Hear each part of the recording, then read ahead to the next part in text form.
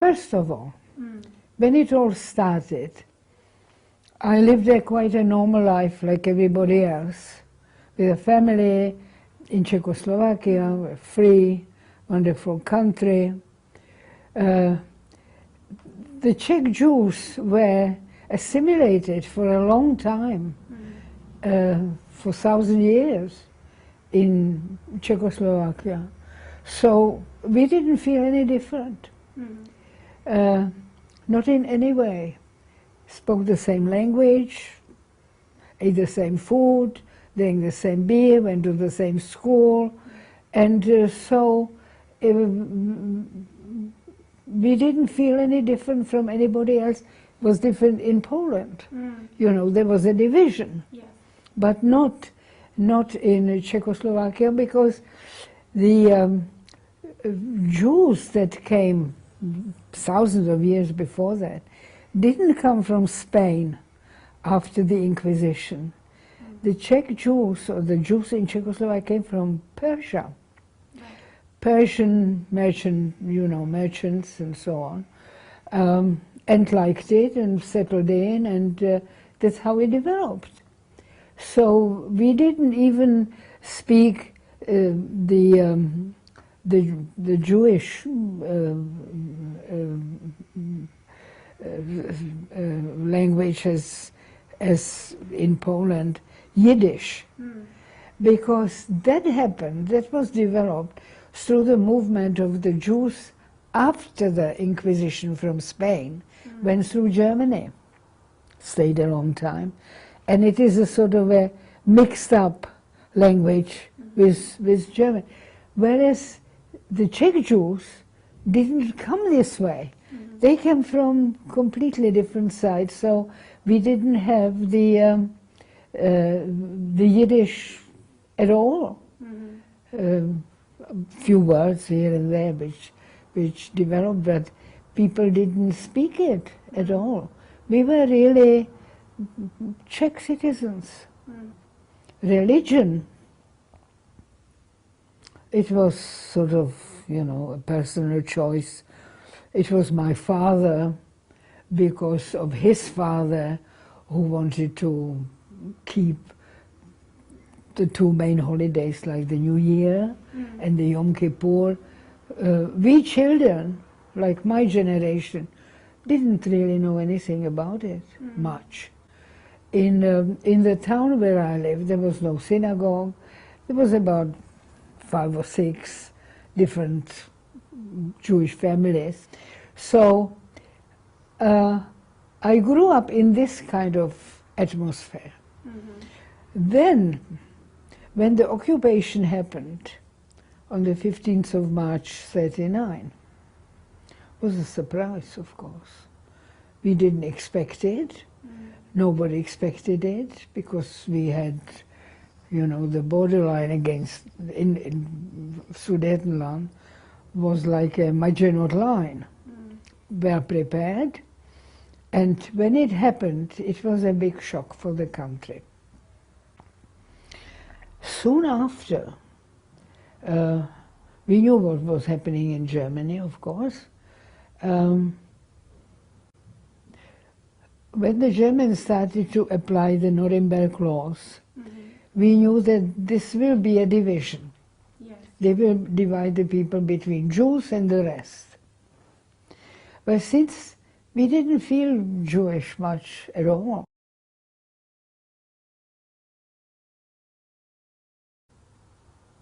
I never felt like a victim. I know, I want to ask you that question.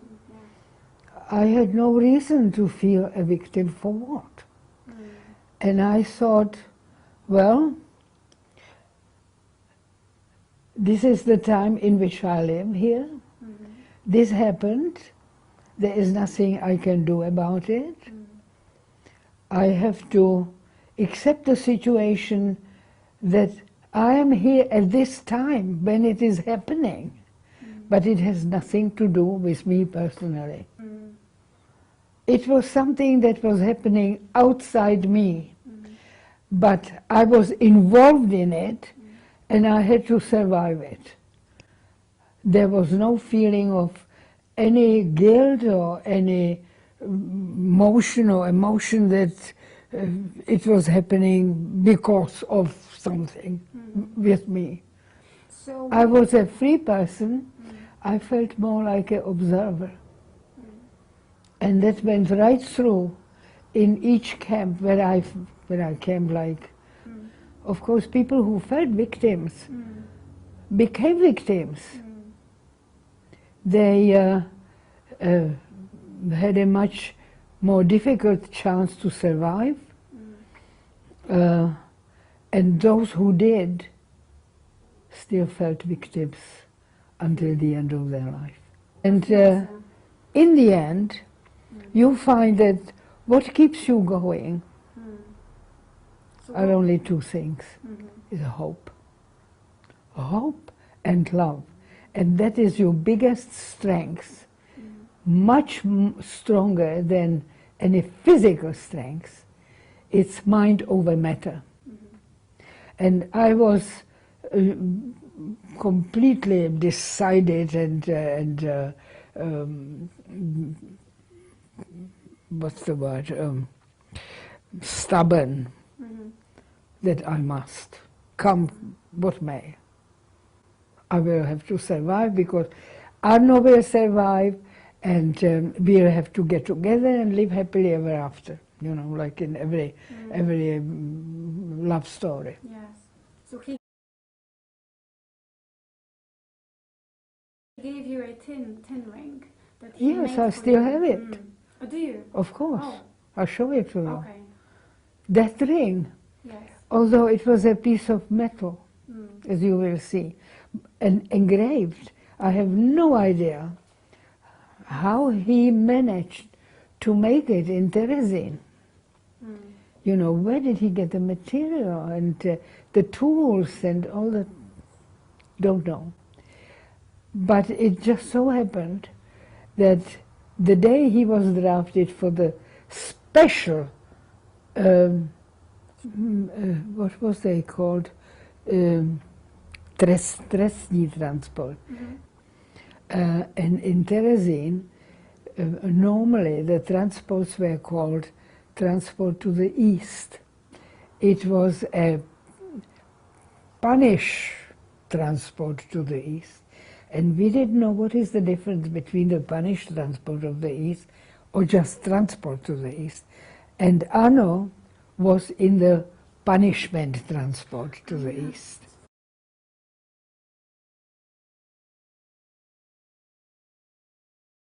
And in the end, you find that what keeps you going are only two things. Is hope. Hope and love. And that is your biggest strength, much stronger than any physical strength. It's mind over matter. Of course, it probably mattered very much at that time in what state you came in. It was better to be young than old. It was better to be healthy than ill. It was better to have your own eyes instead of having glasses. And it was better to be in love at the same time. And that was me. I had all the advantages. I was young, healthy, without glasses, and I was in love. And that was the strength. And I was never speculating or thinking, where am I, what is this, all this about? It was too much. Just follow the rules, follow the orders.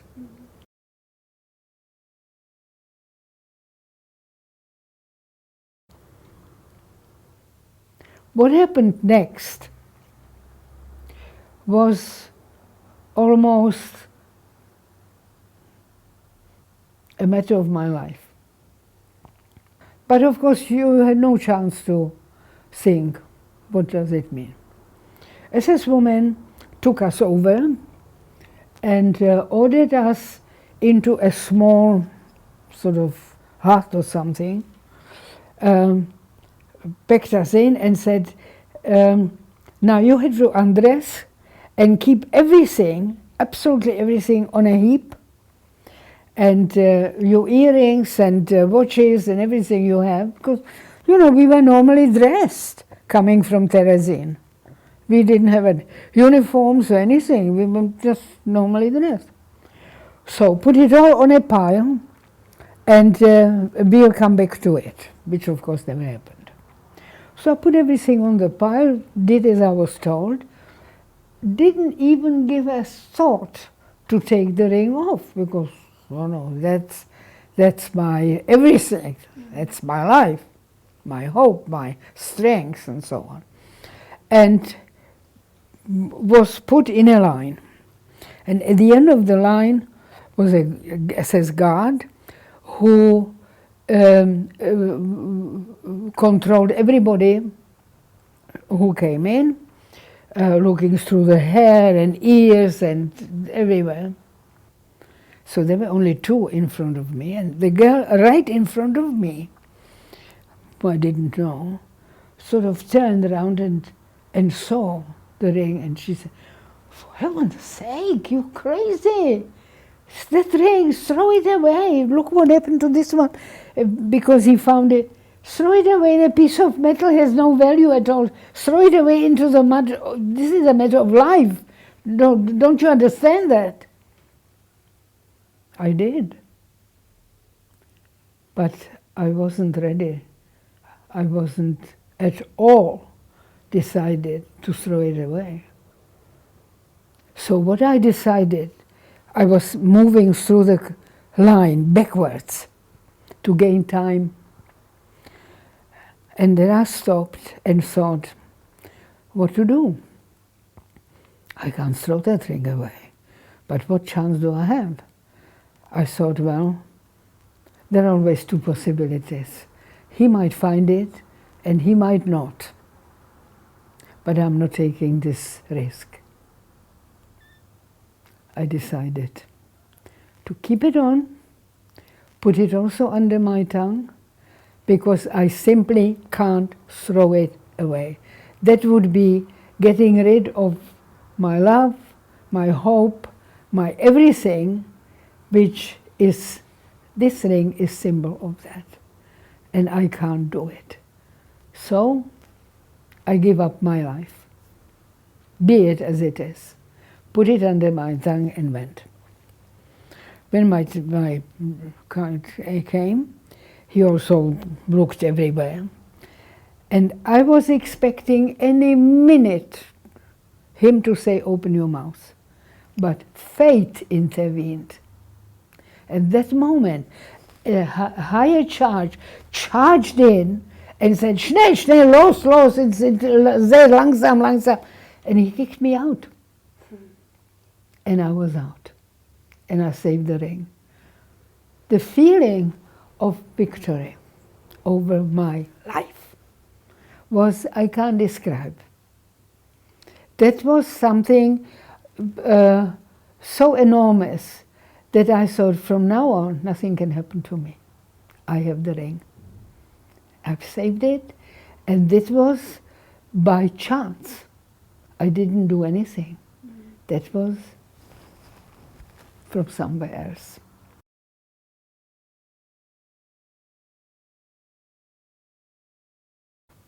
I was holding to the memories. No. I mean, in a good way, that was a positive. No, you know, for us, the nature helps you to survive by adjusting you to the present time, to be able to accept it. No questions asked. This is the truth. This is what it is. And you accept it.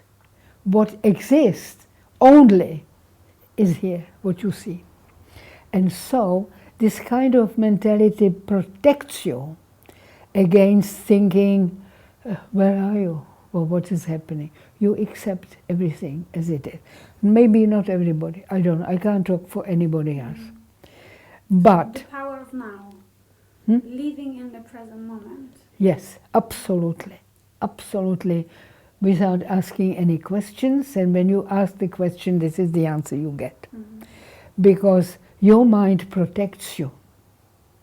Protects you from the truth. It gives you the illusion in which you must live and survive as it is.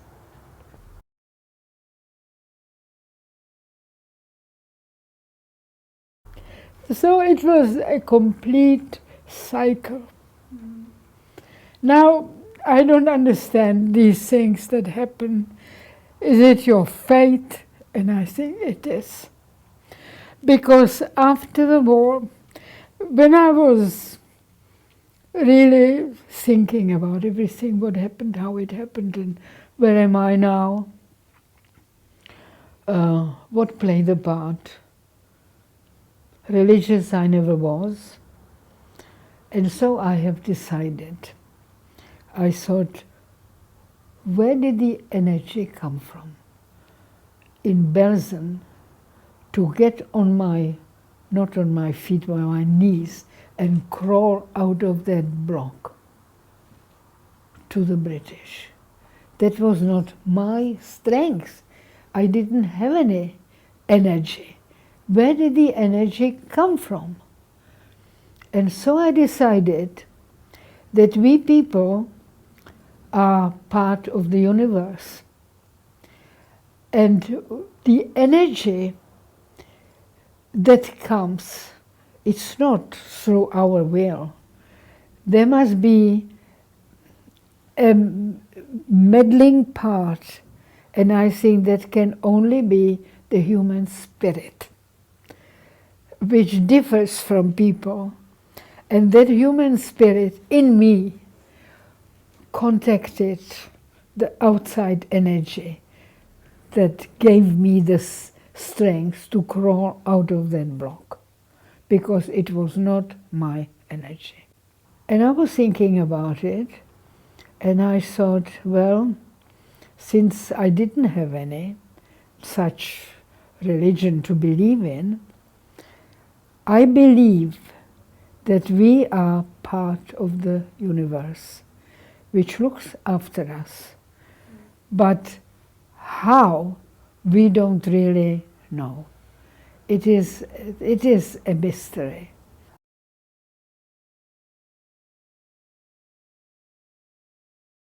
I decided there is no death. Death doesn't exist. Why? I decided, or understood it my way. Okay, so we are physical beings. When the time comes, the physical body drops off. That has to come. But the soul, which is our main thing, the soul stays on.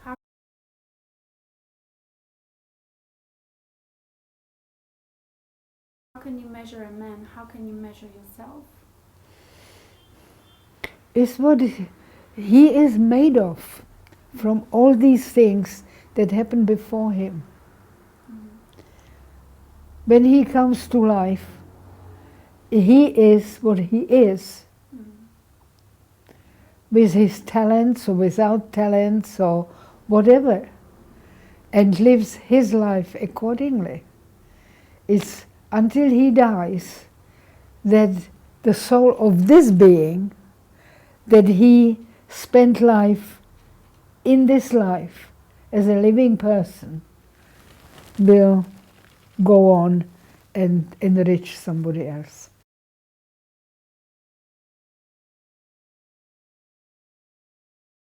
I don't see much change or much difference between surviving Auschwitz and very difficult conditions and surviving life itself. Because in life there are a lot of occasions where there are tragedies, accidents, tragedies in families, death, loss of this, loss of that, which we have to deal with. There is really no difference how to survive those. It's exactly the same thing, which means what I have learned from my experience and would like to pass on as a wisdom. If that happens when we are really desperate in life, after what has happened, a loss of this and that, we try to change the situation, of course. But once we realize that we can't change the situation as it happened, we have to accept it. And once you accept it, you are free. Once you accept it, your mind is free from struggle, and you go on. That is the only way to deal with life. But if you have the strength to accept it, adjust to it, adjust to the new situation and say, that's how it is. I have to accept it and keep going, live on. Things will happen again and you are free from tension.